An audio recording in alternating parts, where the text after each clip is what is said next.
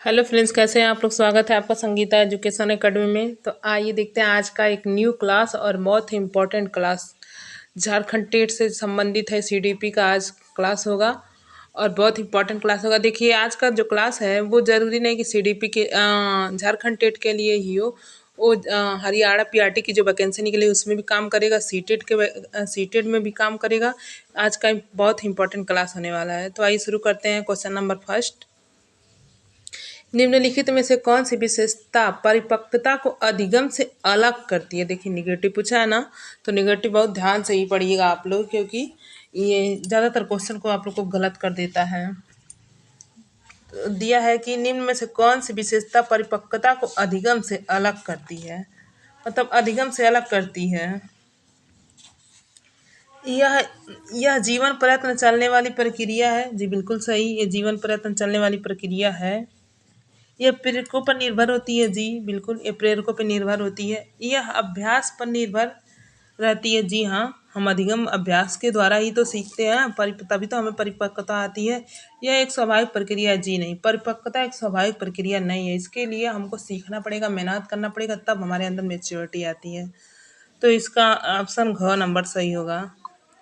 फिर अगला क्वेश्चन है, सृजनशीलता के पोषण हेतु एक अध्यापक को अपने विद्यार्थियों को रखना चाहिए। सृजनशीलता के पोषण हेतु एक अध्यापक को अपने विद्यार्थियों को कैसा रखना चाहिए, यही क्वेश्चन पूछा है। पुरस्कार केंद्रित? जी नहीं, अध्यापक को कभी भी बालकों को पुरस्कार केंद्रित नहीं रखना चाहिए। कार्य केंद्रित एवं लक्ष्य केंद्रित? जी नहीं, कार्य केंद्रित एवं लक्ष्य केंद्रित नहीं। लक्ष्य केंद्रित? जी नहीं, कार्य केंद्रित। घ नंबर सही होगा, कार्य केंद्रित। क्यों? क्योंकि मान लीजिए किसी भी, जैसे आप लोग पढ़ रहे हैं तो एग्जाम की तैयारी कर रहे हैं, तो जब तक आप अपने कार्य को, अपने समय को, अपने सिलेबस को नहीं समझेंगे तब तक लक्ष्य कैसे प्राप्त होगा। तो एक अध्यापक को अपने छात्रों को कार्य केंद्रित रखना चाहिए। जब वो कार्य केंद्रित रहेगा तभी वो लक्ष्य को प्राप्त कर सकता है। तो इसका भी आंसर घ सही होगा। फिर अगला क्वेश्चन है, राष्ट्रीय पाठचर्या की रूपरेखा 2005 के गुणवत्ता आयाम शीर्षक के अंतर्गत अधिक महत्व दिया गया। किसको महत्व दिया गया? एनसीएफ 2005 के अंतर्गत किसको महत्व दिया गया? देखिए, इस तरह क्वेश्चन से ये राष्ट्रीय पाठचर्या की रूपरेखा पूरा नहीं समझ में आने वाला। मेरे चैनल पे इससे रिलेटेड फुल वीडियो पड़ा हुआ है, आप लोग सर्च करके देख लीजिएगा। बहुत ही इंपॉर्टेंट वीडियो है, आप लोग को बहुत हेल्प करेगा आपके एग्जाम में। तो राष्ट्रीय पाठचर्या की रूपरेखा 2005 के गुणवत्ता आयाम शीर्षक के अंतर्गत अधिक महत्व दिया गया। किसको अधिक महत्व दिया गया है, देखते हैं। बालकों के लिए संरचित अनुभव एवं पाठ्यक्रम में सुधार। पहला ऑप्शन ही सही है, बालकों के लिए संरचित अनुभव एवं पाठ्यक्रम में सुधार। जी हाँ, पाठ्यक्रम एनसीएफ कहता है कि राष्ट्रीय पाठचर्या की रूपरेखा 2005 कहता है कि पाठ्यक्रम लचीला होना चाहिए, ये कठोर नहीं होना चाहिए, फ्लेक्सिबल होना चाहिए, कि जिसमें सुधारा जा सके, इसको कम बेसी का किया जा सके, कठोर नहीं होना चाहिए। तो पहला ऑप्शन ही सही होगा। बालकों के लिए ज्ञान के संदर्भ में संरचित अनुभव? जी नहीं। शिक्षित एवं अभिप्रेरित अध्यापकों को? जी नहीं। भौतिक संसाधनों को? जी नहीं। तो इसका ऑप्शन नंबर पहला सही होगा। फिर अगला क्वेश्चन है, निम्न में से कौन सा निरीक्षणात्मक अधिगम का तत्व नहीं है? देखिए, नहीं है। तो आप लोग अपने से ही अंदाजा लगाइए। निरीक्षणात्मक अधिगम, मान लीजिए आप लोग तैयारी कर रहे हैं, तो आप लोग निरीक्षण अपना कैसे करेंगे? किस चीज़ को लेके अपना निरीक्षण करेंगे? संग्रहण करेंगे। जी हाँ, चीज़ों को लाएंगे, पढ़ेंगे, समझेंगे, क्वेश्चन करेंगे प्रैक्टिस सेट के माध्यम से, फिर उसका हम निरीक्षण करेंगे। तो हमें निरीक्षण करने के लिए चाहिए ना कुछ, कि हम कितना जब प्रैक्टिस सेट लगाएंगे तभी तो आप गेन कर पाएंगे कि मेरा कितना नंबर सही हो रहा है।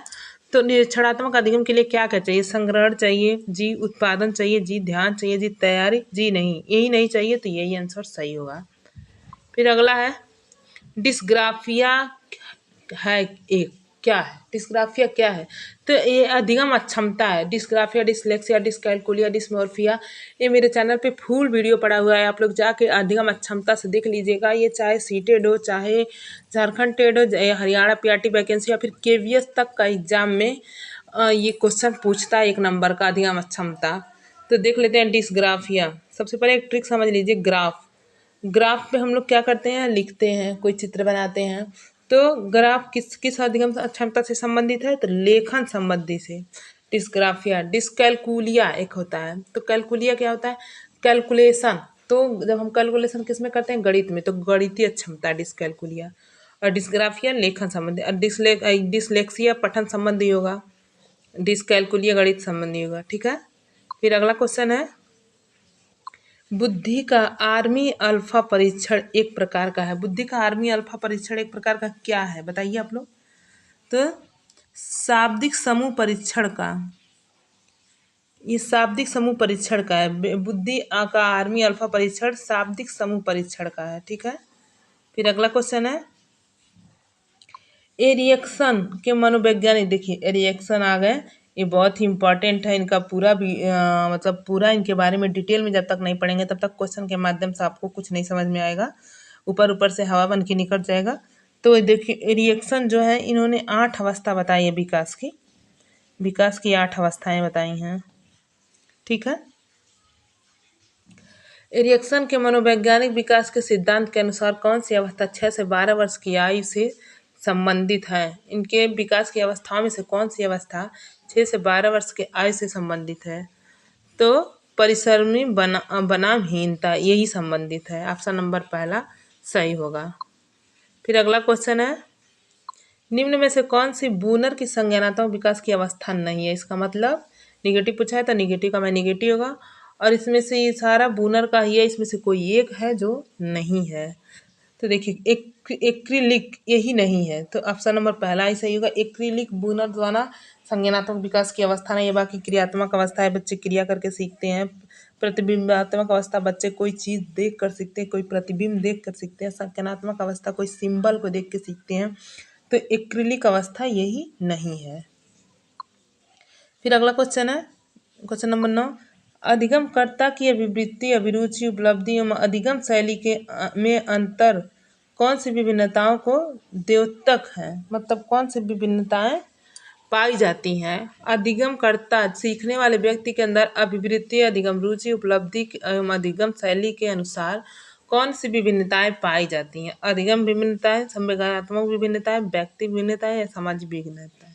तो देखिए सभी लोगों में क्या विभिन्नताएं पाई जाती है, व्यक्तिक भिन्नताएं। सभी की व्यक्तिक भिन्नताएं अलग अलग होती हैं। तो इस क्वेश्चन के हिसाब से व्यक्तिक भिन्नता सही है। फिर अगला क्वेश्चन है, निम्न में से कौन सा एक जन्मजात अभिप्रेरक नहीं है। देखिए निगेटिव दिया है दोस्तों, तो निगेटिव का भाई निगेटिव ही हमको निगेटिव ढूंढना है कि कौन सा हमें जन्म से नहीं मिलता है। नींद जी, सभी लोग जानते हैं जब छोटे बच्चे पैदा होते हैं, जब माँ के पेट से बाहर आते हैं तो उनको नींद आती है, उनको हंसना, रोना, जागना, उठना ये उनको आता है, तो ये जन्मजात है। फिर भूख जी, सबको भूख लगती है, जब छोटे बच्चे का जन्म होता है तो उसको भूख लगती है, तो जन्मजात है भाई। दर्द परिहार, क्यों छोटे बच्चे को मारेंगे तो चोट नहीं लगेगा तो उसको भी दर्द होगा, यानी वो जन्मजात है। उपलब्धि जी नहीं, यही नहीं है, तो इसका आंसर यही सही होगा उपलब्धि। क्यों उपलब्धि, देखिए जैसे जैसे बच्चा बड़ा होता है, अधिगम करता है, लर्निंग करता है, वो सीखता है, फिर उसके अंदर नॉलेज आता है, परिपक्व होता है, तब उसे उपलब्धि प्राप्त होती है।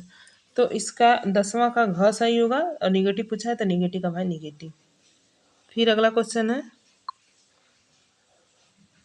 वाइगोस्की के अनुसार एक बच्चा जिन कार्यों को अपने से दक्ष व्यक्ति की सहायता से पूरा कर सकता है उसकी ऊपरी सीमा कहलाती है। वाइगोस्की को देखिए तो दोस्तों मोस्ट इंपॉर्टेंट कर लीजिए, वाइगोस्की को आप लोग डिटेल में पढ़िएगा क्योंकि आप लोग के लिए बहुत इंपॉर्टेंट है।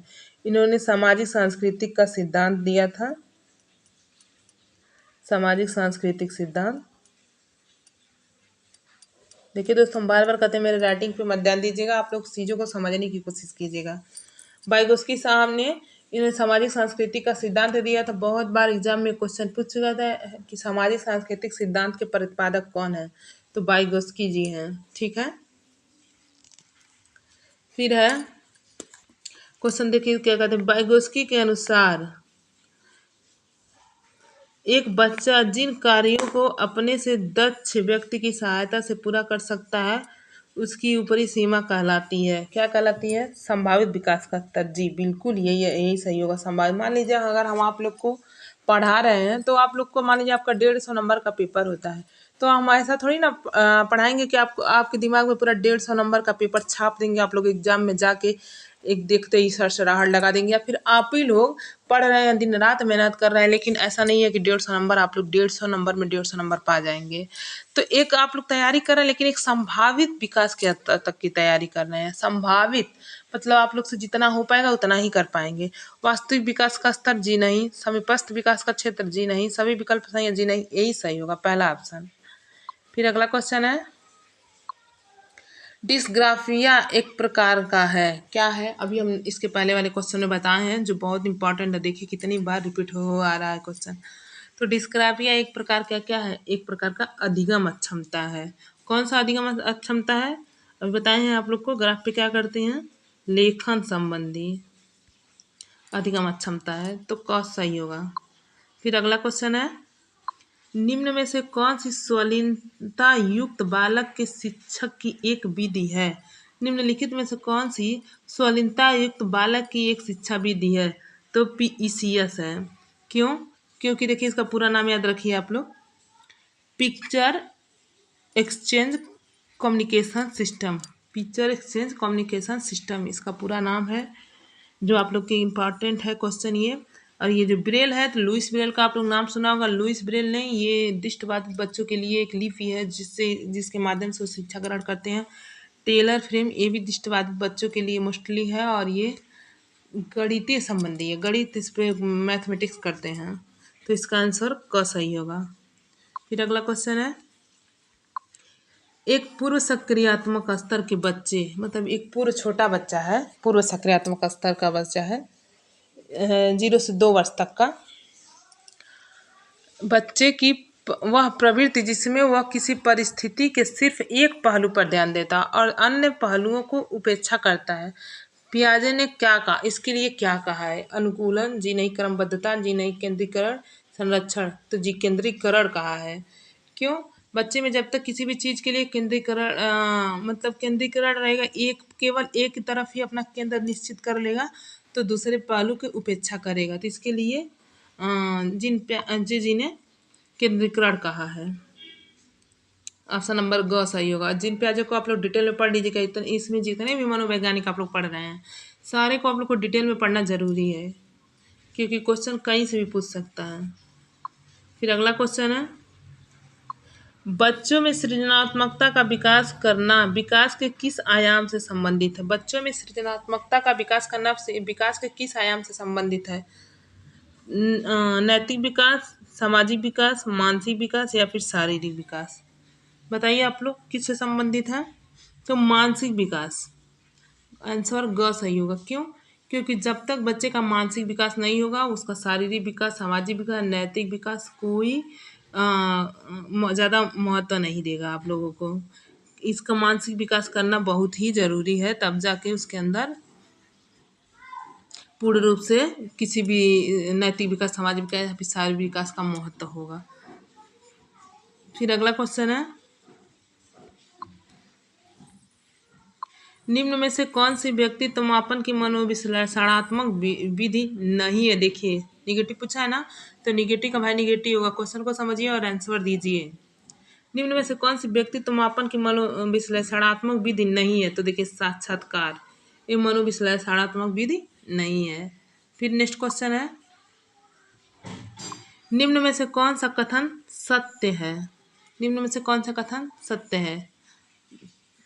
यह समझना, देखिए दोस्तों, ये सत्य नहीं असत्य होगा, ये मिस्टेक है, तो असत्य है। निगेटिव पूछा है तो निगेटिव का निगेटिव होगा। ये समझना जरूरी नहीं कि प्रत्येक बच्चा अद्वितीय है। देखिए पहला ऑप्शन ही आप लोग का सही हो जाएगा। क्यों? ये गलत दिया है ना, नहीं, और नहीं का भाई नहीं होगा। तो यह समझना जरूरी नहीं कि प्रत्येक बच्चा अद्वितीय है। क्यों नहीं अद्वितीय? सारे बच्चे अपने आप में अद्वितीय हैं, सारे बच्चे अपने आप में निराले हैं, सारे बच्चे सीख सकते हैं, पढ़ सकते हैं। हम किसी को भी हतोत्साहित नहीं कर सकते हैं। तो इसका आंसर पहला क नंबर सही होगा। ये समझना जरूरी नहीं कि प्रत्येक बच्चा अद्वितीय है, सारे बच्चे अद्वितीय हैं, सारे बच्चे निराले हैं। तो निगेटिव दिया, तो निगेटिव का आंसर निगेटिव। अगर वीडियो अच्छा लगे तो लाइक कर दीजिएगा, चैनल को सब्सक्राइब कर लीजिएगा। और आज नेक्स्ट क्वेश्चन अगले वीडियो में। Thank you.